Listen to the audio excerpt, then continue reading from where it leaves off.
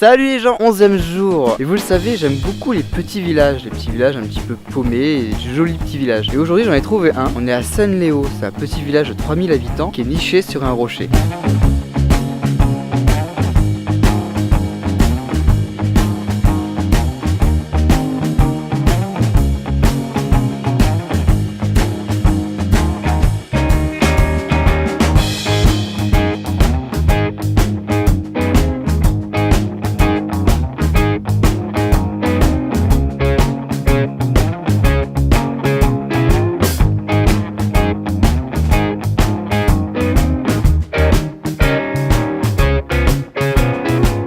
Un petit peu d'histoire, faut savoir qu'au moment où le christianisme a été persécuté, beaucoup de populations, beaucoup de gens ont trouvé refuge ici. Ils ont même donné un nom à ce lieu, ça s'appelait le Mosfeltrius. Et c'est de là qu'est né le mot Montefeltro. Par la suite, ce petit village s'est renommé à San Leo, je vous épargne toute l'histoire, mais il faut savoir que Montefeltro c'est le nom de la région ici. Et c'est une région qui est assez connue en Italie.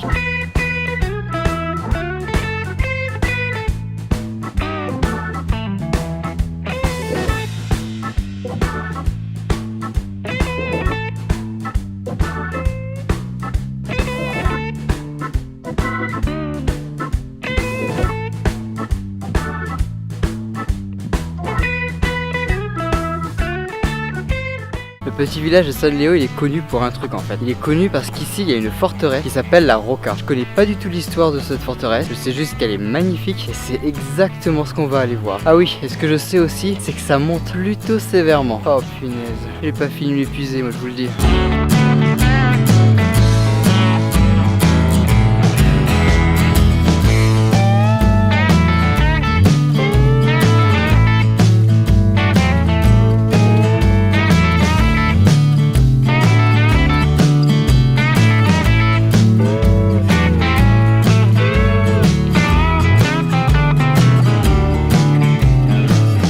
Bon, j'ai pas de chance, le musée est payant, vu que du coup je pourrais pas vous le filmer, enfin je pourrais pas le diffuser sur YouTube comme je vous l'ai déjà dit plusieurs fois. Dès lors qu'un musée ou quoi que ce soit est payant, je ne peux pas le diffuser sur YouTube sans autorisation. Et vu que je risque pas d'avoir l'autorisation, et ben là c'est mort. Bon bah, on n'a plus qu'à redescendre sur San Leo. Ah quoique, attendez, on va plutôt regarder la vue.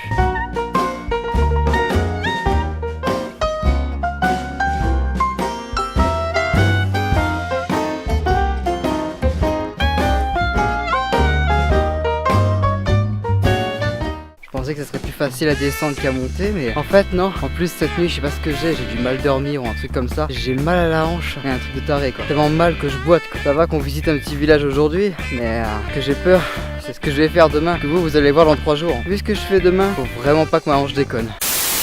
Bon, vu que j'ai un petit peu de temps devant moi, je vais en profiter pour faire un petit check-up de la voiture. Je vais contrôler un peu la pression des pneus et voir ce qu'il y a sous le capot un peu.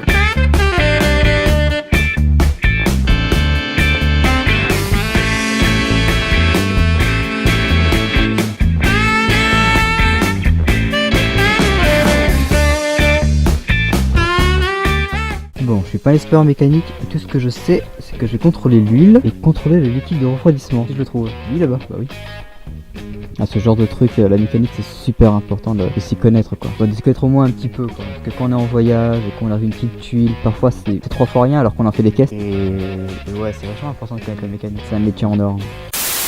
Bon, je suis rentré dans la voiture parce qu'il caille. J'ai contrôlé les niveaux et je viens de voir que je perds de l'huile. J'ai perdu un peu d'huile. Il faut savoir que la voiture, en vrai, j'ai pas fait de check-up depuis le début du Tour de France. Même là, en repartant pour aller en Italie, je n'ai pas contrôlé ma voiture. Le truc à ne pas faire. Et le pire dans tout ça, c'est que j'ai même pas nettoyé ma voiture, quoi. Elle est crade là. Depuis 37 jours de Tour de France. Et là, ça fait 11 jours que je suis en Italie. Je n'ai pas nettoyé ma voiture. Elle est crade de ouf. C'est affolant, quoi. C'est une porcherie, quoi. Je suis un porc.